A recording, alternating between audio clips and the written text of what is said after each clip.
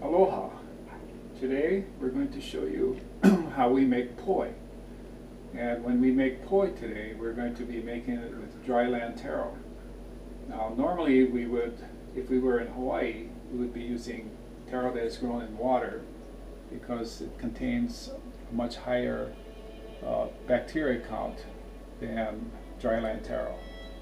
And the reason why most people use wetland taro is because with the higher bacteria count, it's and organisms that come from the water, they also are able to ferment the poi. Now with dryland taro, it's a little bit more difficult to ferment the poi when it's made because of the lower amount of organisms and bacteria in the soil.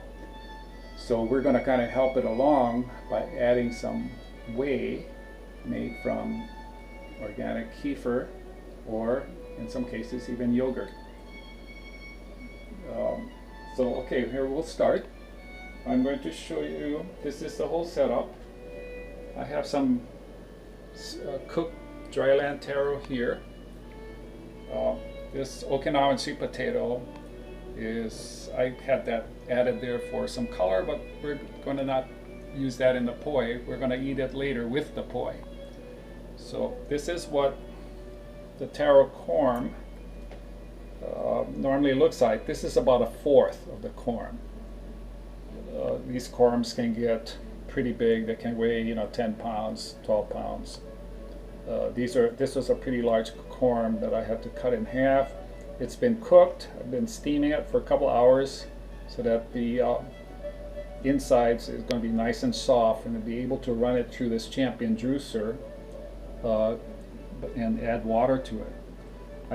I've trimmed the skin off and cut it in pieces that will fit into the juicer, as you see on this bowl here. And when I add it into the juicer here, I'm going to be also adding water, not normal tap water, because the tap water, especially if it has chlorine in it, will kill off the fermentation process. So what you want is pure water. Okay, so this is the whey here, and this is made from fermented kefir. And as you can see, normally this clear opaque stuff is usually what rises to the surface, and we usually try to use that, but that's okay if you mix it in with the others too. So what I'm going to do is, as I'm making the poi, I'm going to be adding some kefir to it too, so they'll be already in the poi. Sometimes what I do is I'll make the poi and I'll add the kefir at the end, and then I will mix it thoroughly into the poi so that the fermentation process will begin. Okay, so here we go. First I'll add a tiny bit of water to get the juicer a little wet, ready to go. I'll start it up.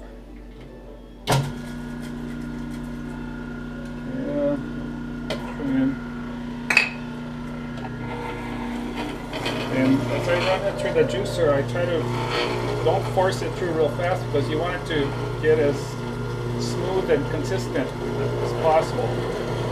So I just press down lightly on it. I'm going to have to add another piece here.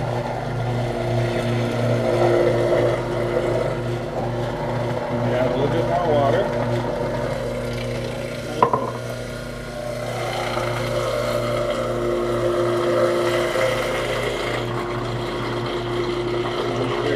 Poi.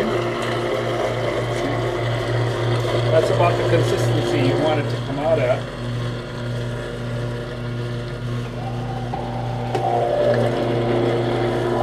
So it's a good idea to add water in just small, tiny quantities, not too much. You just want it to come out smooth, but not too runny. And it's just enough water so that it doesn't come out too thick. So that's about the consistency you would want it to come out as. Now I'm going to add to this a little bit away. First I'll throw in another piece of taro, cooked taro. Add a tiny bit of whey in there. And run the whole thing through.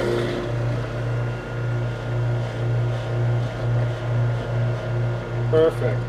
That's exactly the consistency you want it to come out as.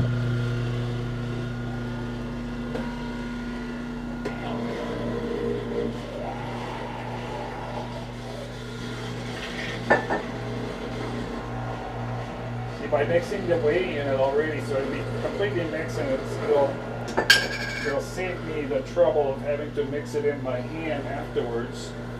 And you don't need to add very much actually, because that whey is pretty powerful.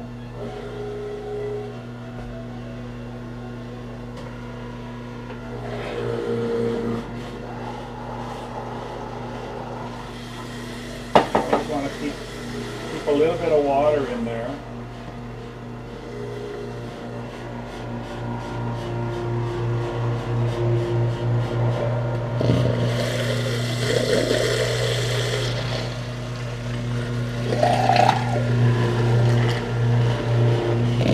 There's Papa, our seer and prophet, Kapuna La'au, who was Noya's teacher for many years in Hawaii. The reason we're using dryland taro is because here in Idaho, we don't have access to wetland taro. We do have an Asian market, and at the Asian market, where they bring in produce from the West Coast every Friday, they bring in dryland taro that is probably grown in Southern California or in Mexico.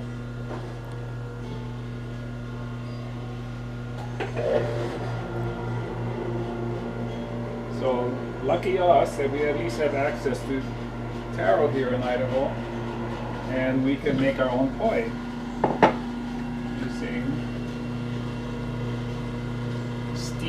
thoroughly steamed taro. When I put it in the pressure cooker, I will cook it for at least an hour and a half.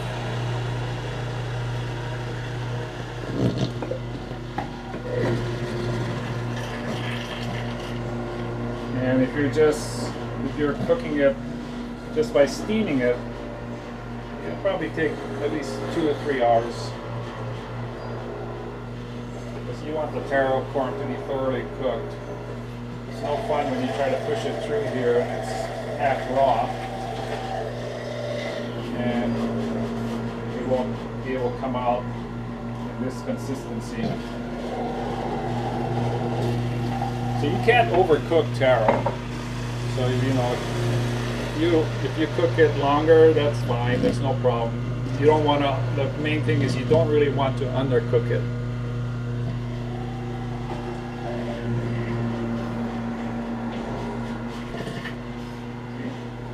Easy peasy. Very simple. I'm going to make this whole bowl of poi because Noya and I are probably going to consume it real fast. Have it for breakfast, lunch, and dinner.